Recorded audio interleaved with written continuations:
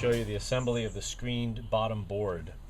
And I will put a link in the description to the PDF file that I cut all these pieces to. Let me make a little room here. Make a lot of mess. So here's what we have. Here are the side rails.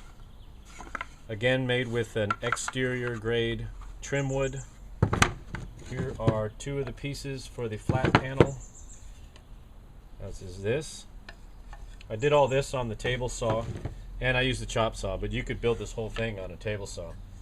And then these are the two block fillers. I'll show you. The one thing I did modify from, hold on, I got my earplugs in. No wonder why I'm yelling. Take my earplugs out. So I got my eye protection in. The one thing I am changing is from the original PDF is I added a groove. This is a groove that's going to mate with this groove here. And I'll show you, it actually goes like that. I'll show you why I think this is kind of cool. And it's probably, it might be unnecessary, I don't know, it's hard to say. But I think it'll actually add to the strength of this whole bottom board.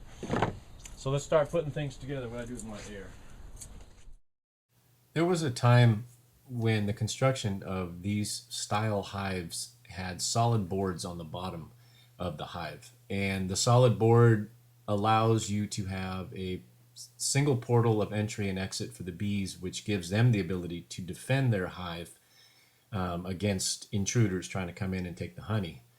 You know, there are Pooh Bears out there looking for a little tub of honey. And one of the downsides, there are a couple downsides to having a solid board on the bottom. First of all, cleanliness. And it makes it very difficult to be able to clean out the hive because bees poop. It's what they do, and they don't always poop outside of the hive. You got a rainy day or super windy day and the bees aren't going out to collect pollen, they're going to poop, and the poop falls through the frames that you have in there, and they kind of gathers on the bottom of the box there, and it's difficult. You figure when you have several hive bodies sitting on top of this foundation, to clean it out, you've got to basically disassemble the entire hive. So some person, came up with the idea of putting a screen bottom board in there, and that's what I love about this whole hobby, or if it's your profession, but the whole hobby of beekeeping is there's not a lot of wrong ways to do things. If you think about, bees will pretty much attach themselves to a branch in a tree, and they'll make it happen. However you provide for them, they'll make it happen.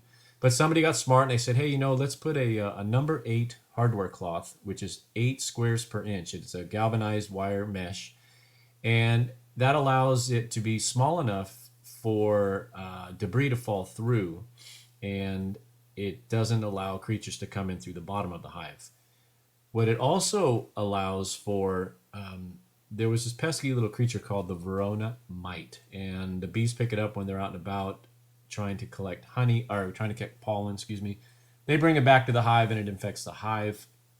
With a solid bottom board, any mites that may have fallen off the bee's body are able to hitch a ride back on another bee that's walking around the bottom of the hive, because the bees will do that. They kind of walk around every square inch of the inside of the hive. And through the course of their normal activity of them buzzing about and doing what they do, a certain percentage of the mites fall off the body. Now, the mites aren't very smart, but they're smart enough to walk around the bottom board until the bee steps on them, and then they kind of grab a hold and off they go, feeding on another host. So somebody got the idea of, hey, instead of a solid board, why don't we put this screen board? And that'll allow any bugs to fall through, any mites, to fall through the wire and not be able to hitch a ride back on to the bees. So a certain percentage of your mites right there are following off. It's more of an integrated pest management as opposed to the cure-all for pest management. And that also allows the poop to fall through, bee poop to fall through the screen, and you don't have to take the hive apart to clean the bottom board. Bees won't go out if it's raining or if it's really windy, and they have to poop. So there you have it. Now, I don't know if it's the same person or not, but somebody then figured out, hey, we could put an inspection board underneath the screen. We'll slide it underneath the screen, and that will allow the beekeeper to slide that board back and take a look and see what's going on in the hive. And it's recommended that you use a light colored board, because then you can spot the mites a mile away. And then you can also kind of keep an eye on how much poop they're generating and what kind of pollen is falling off of them to see, to make sure everything is good. It's really a good dipstick to see how everything's going, so to speak.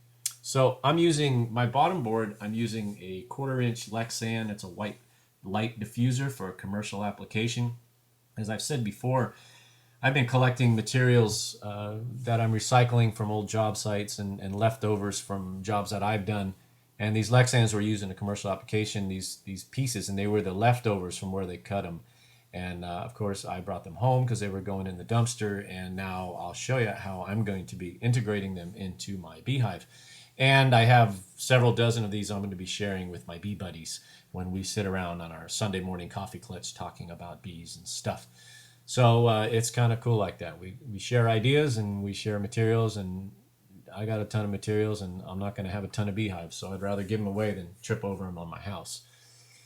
However, let's carry this on. Now, I am going to show you guys, this clip here is me trimming this. This is the 1/4 inch Lexan I was talking about. I'm going to show you guys that I did make a mistake on this. And you'll see there on the left side of the screen that I put that screened bottom board on the bottom of that flat panel. Yeah, I kind of pooched it on that one. It was upside down when I stapled it down, and good, bad, or indifferent, I'm going to show you what I do and what I do right and what I do wrong. And I did that screen wrong. So after I was editing this video, I noticed that that screen is on the bottom and it should be on the top.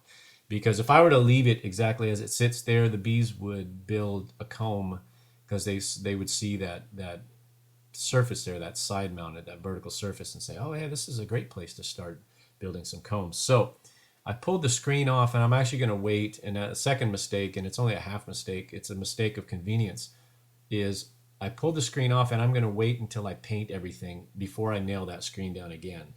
Just makes it easier for me to paint when I don't have to worry about hitting that screen. Yeah, I know, right?